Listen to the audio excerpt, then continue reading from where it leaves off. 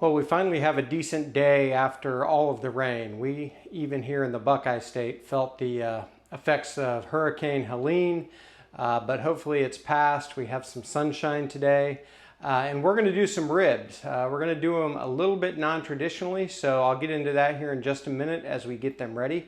So stay tuned and we'll get going. Okay, so we're going to do 2 racks of ribs, and here's our first one. And make sure we're in the camera here. Good, all right. Just gonna pat these dry a little bit. We're doing baby backs, mostly because they had them on sale, and I do have one kid who prefers baby backs, and I like them too. So that's what we're doing today. And what I end up doing most of the time, to be honest. Of course, as usual, I forgot to put a towel under the cutting board, but we're gonna make it work. So I'm just gonna look for anything that needs trimmed off of these. There's really nothing. So what we're going to do today is party ribs. I've been wanting to do these for a while, and I haven't done them before. I expect these will take less time, which is really what I'm after today. I'm hoping this cook is around 3 hours. We'll see though. So what that means is we're going to cut individual ribs and cook them separately. And I've got 2 racks here, so we'll show you how we're going to prep these on the first one. So what I'm going to do is I'm going to find each bone, and I'm going to kind of do it Hollywood style. So I'm going to go down the side of one bone here, and then we'll have one bone with meat on either side. And then we're going to find not this bone, but the next one here, and go down the side of the one after that, and then we will cut this bone out. So then we're left with another single bone with meat on either side. So we're just going to do that the whole way down.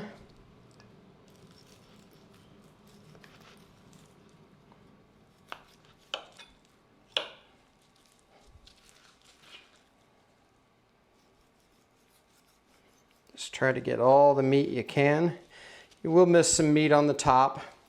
And I'm going to save these bones because they'll do great in some sort of stock, a master stock of some kind, whatever. But we'll just throw those in the freezer and not let them go to waste.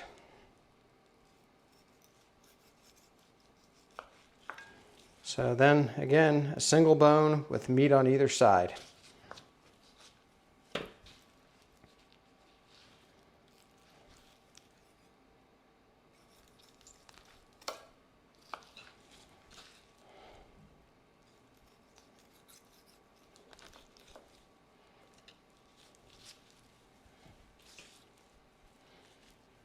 Okay, almost done here. And by the way, I'm not removing the membrane. I don't want these to dry out, and I think leaving the membrane on could help with that. And honestly, some people hate the membrane. I don't mind it. I don't think it's a big deal. And sometimes I remove it, sometimes I don't. If you do want to remove the membrane, you're going to want to do it before you cut the ribs if you do them this way. And I actually have a video specifically about removing the membrane, so you can do a search for that. So there is all of our Hollywood cut ribs. And what we're going to do is I'm going to use the barbecue rub, just a basic barbecue rub from How to Barbecue Right. I like it. And we are going to get a good coating on each one of these. Make sure we get the back side and the sides of each one. All right, so we're going to prepare the other rack this same way and get these seasoned up, and then I'm just going to get them in the refrigerator to get the meat sweats for a while, and we'll bring you back when we get the cooker turned on. I need a set it and forget it style of cook today, so we're going to use the pellet cooker. So we'll get out there and get the Traeger Timberline fired up here in a couple hours, and we'll get these going. So thank you for joining for this cook, and we'll see you in a little bit. All right, so we're going to get the cooker started. We're about 15 or 20 minutes away from putting these on. I'm going to go pretty low and slow. We're going to go 200 to start. And we're going to turn on the smoke boost setting or super smoke setting to get as much smoke on these as possible. I've also got a pan just to catch drippings and save a mess. Gonna put there, and we'll put the ribs on the top rack. So we'll get those out and bring you back, and we'll get these on. So see you in a few minutes. All right, so our cooker is almost up to temperature. I do need to turn on the super smoke. There we go.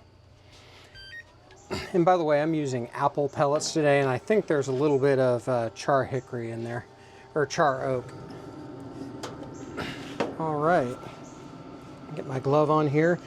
So we're just going to put these directly on the upper rack. It's really the middle rack, but it's the top rack in this particular configuration. And here we go. Gonna put them meat side up, bone side down.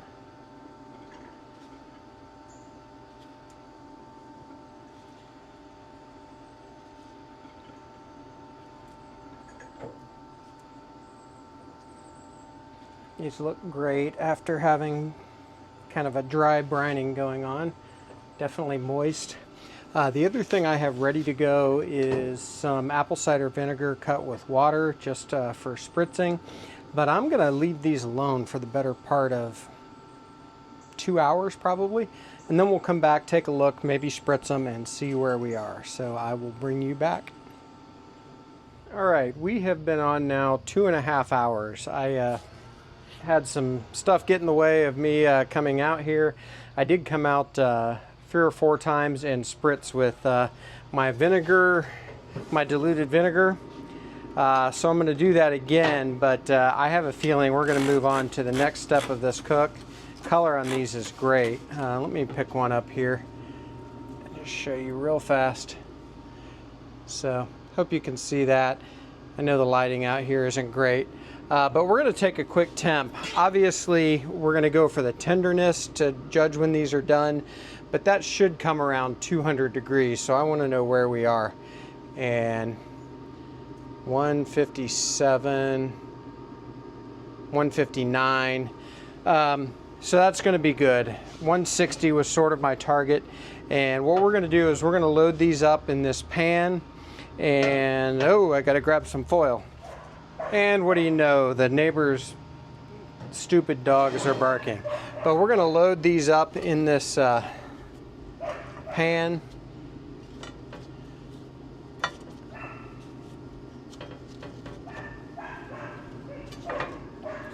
I just don't want these to dry out, and I think that this will help. But again, this is sort of an experiment. It's smelling great, by the way.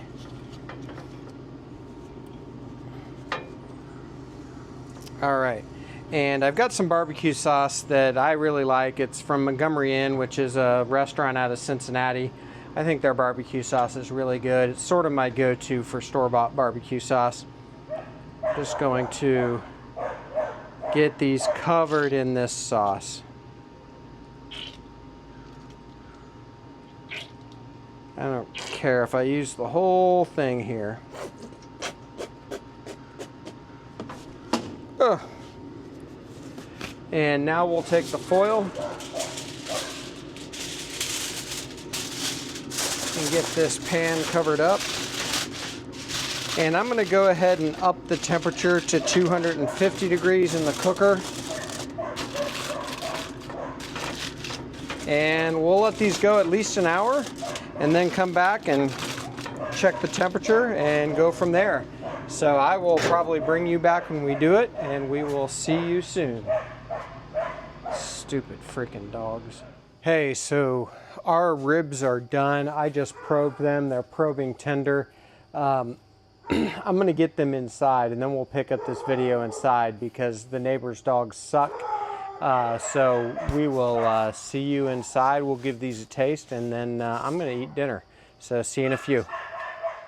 All right, so I'm just going to pick up one of these. I'm not even going to put the video on the cutting board. Kind of in a hurry to have dinner. Really didn't let these rest quite long enough either, but it'll be all right. So let's give these a try.